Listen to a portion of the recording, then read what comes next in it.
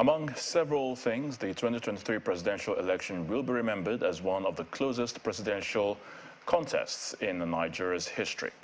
How complicated was the race and the results? Obabajide Ogunsanya, founder of Leadership by Data and Channels Television's data analyst, is indeed here to share further insight about the results of the 2023 presidential election. Babajide, it's great to have you again.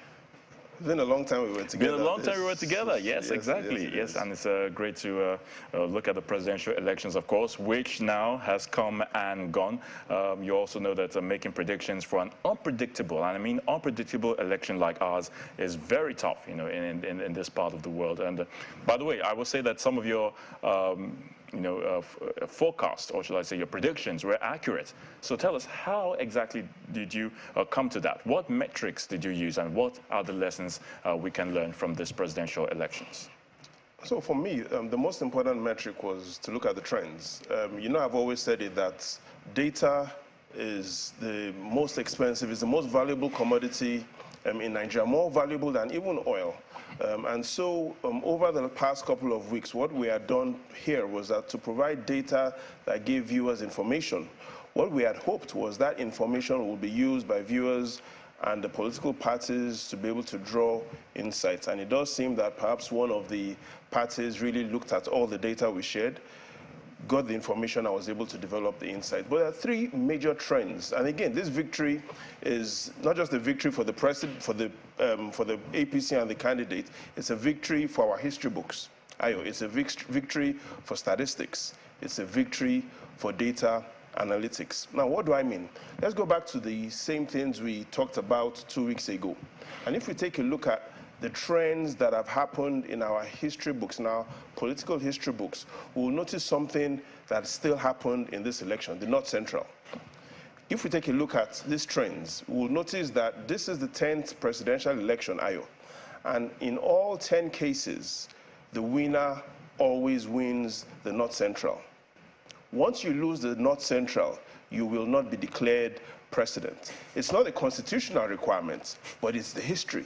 No one has become president without winning the North Central. The North Central holds the golden ace, if you have. One of the golden aces, yes, the North Central. Let's take a look at another trend that also repeated itself the 10th time, which is you wouldn't be declared president if you do not win one zone in southern Nigeria. Again, that's not a constitutional requirement, but history has shown us this is the 10th time that is happening.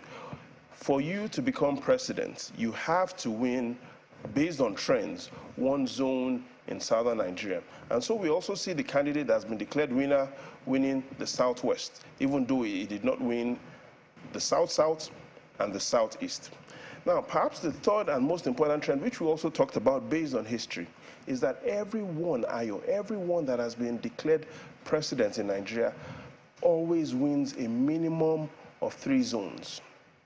Always a minimum of 3 zones. Nobody has been declared winner by winning only 2 zones. And we see that happening in this election. Bola Tinubu of the APC was declared president.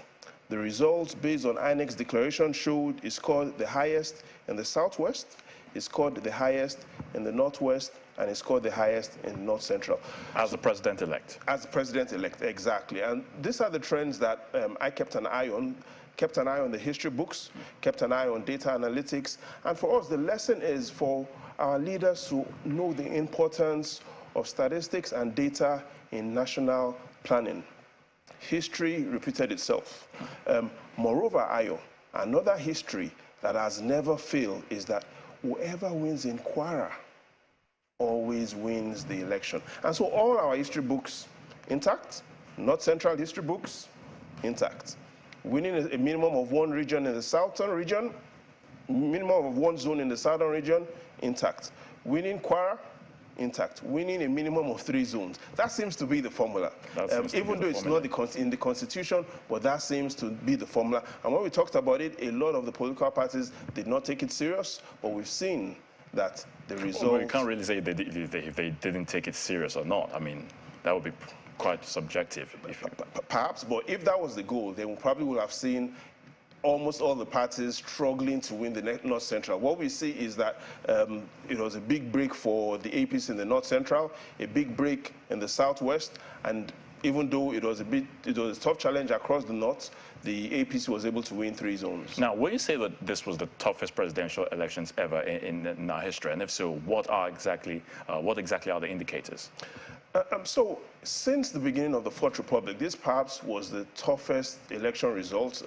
What we see is, if you look at our horses are back, on the average, what this election showed was the candidate of the APC was declared winner, but he only scored 37% of the total votes. Never in the Fourth Republic has a winner scored as low as 37%. In fact, it's the second lowest in our history, just behind the 1979 election when Shagari won with just 34%. This time around, Bola Tinubu scored 37% of the votes.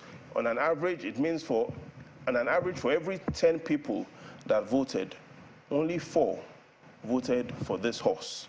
The 6 other people voted for other horses. Again, I repeat, even though that horse won, on an average, for every 10 people that voted, only 4 voted for Bola Tinubu. The 6 others voted for the other horses. But there's a number that worries me, Ayo, and that is, we've seen a declining trend in national acceptance, which we talked about 2 weeks ago, and which again happened. And if you take a look, so you're saying it's gone down again? It's gone down again. Wow. It's gone down again, which shows that the president is not only losing majority of the votes, is losing acceptance in most of the states. And that has never happened in our recent history. Let's take a look at these trends, because these are the trends that the president-elect needs to focus on, how to bring people together. And look at the facts just in front of you. 1999, I talked about it, when candidate Obasanjo won. He won 28 out of 36 states. Similar results in 2003, he won 26 out of 36 states. We see what happened in 2011. Jonathan won 24 out of 36 states. In 2015, it got worse. 21 out of 36 states. And we see what happened in 2019. President Buhari only won 19 out of 36 states. Now we are in a position where the candidates won only 12 out of 36 states. In other words, it did not score the majority in more than half of Nigeria's states.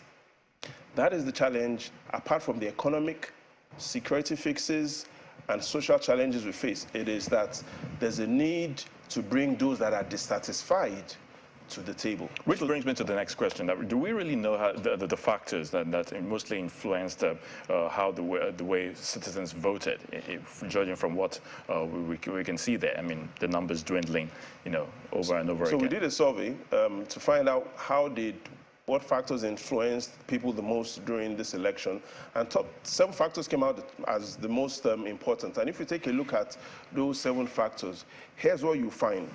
A lot of people were influenced by the position INEC played, which included, did the materials turn up on time? Did they have confidence in the electoral body? We saw the role of ethnicity and tribe. And what do I mean?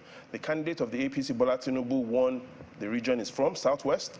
Peter Obi from the Labour Party won the Southeast. Atiku from the Northeast won the Northeast. So we see ethnicity and tribe playing an important role in the elections. The popularity of the candidates, the most popular candidates out of all the political parties scored the highest votes. Self-interest and party bias. Do you belong to this party? Are you affiliated to this party? Who do you know that if he wins will help you? We see that influencing how people voted. The perception about the state of the nation, number 5. Voters' religious bias, number 6. And though money was in the top 3 before, money has dropped to the bottom 3. In all, the top 3 factors that influenced the results we've seen, the role of INEC, the candidates' ethnicity and tribe, and the popularity of the candidates. These top 3 factors influenced how voters chose who they would line up with. But perhaps more than this, you might want to also look at the important metrics, which is, was this election results, was the outcome and performance better than it was in 2019? And if we take a look at those facts right in front of us, if you look at what happened in 2019 versus 2023, here are the shocking facts, Ayo. The first is, in 2019, Nigeria had 101 million adults.